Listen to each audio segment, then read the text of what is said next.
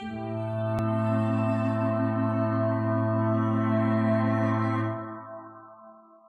gonna do a little directing exercise now. I'm gonna try and direct 2 actors to play out a part of the script that I was talking to you about. It's called Blindfold.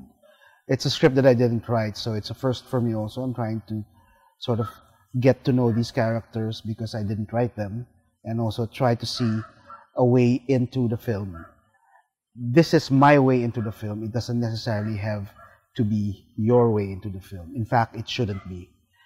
Every director's approach to any material, whether he writes it or somebody else writes it for him or for her, should be unique unto the filmmaker. So it should follow your own sensibility, your own take, your own sense of what the piece is about. This is just to show the how-to, but not necessarily what you should be doing. So these are our actors. This is Ian and Agatha. You're going to be playing the young girl who imagines herself captured and kidnapped and in a warehouse by something that's in her head. So I want you to act very hysterically, very loud, very big, panicky, frantic. And Ian, I need you to be very low-key and threatening. If as low-key and as threatening as you can, get very natural acting, almost whispering, but very sinister as well, without going over the top. And I want you to just be whispering in her ear while she's screaming and panicking. For take 3. May tao ba dyan? Nasaan ako? Hello? May tao ba dyan? Ba't ako nakatali? Tingin mo ba may nakarinig sa'yo? Sino ka? Wala na ibang tao dito. Tayong dalawa lang. Ba't ba ako nandito? Sino ka ba? Sino ako? Di ba dapat tinatanong mo sa sarili mo kung sino ako?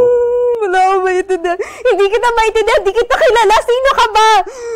Wala nang makakaintindi sa'yo. Ako na lang. Wala na silang lahat. Hindi totoo yan. Hindi totoo yan. Iniwan ka na nila. Hindi nila ako iniwan. Ako na lang nandito. Hindi ka totoo. Sino ka ba? Hindi ka totoo.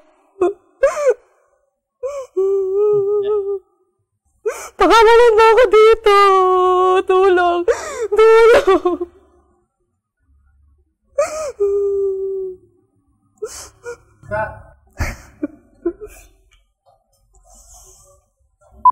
Yeah, like I said before, the approach to directing actors is unique to every filmmaker. I personally prefer my actors to underperform, but from time to time, I ask them to act big. It's a very almost reductive way of breaking down acting styles, but essentially that's what I always go for. But that's because I write the scripts with that sensibility in mind. As you saw in the exercise, you didn't really see too much underperforming because the script, at least to my eyes, the script that we're trying to mount demanded something more than just an underperformance.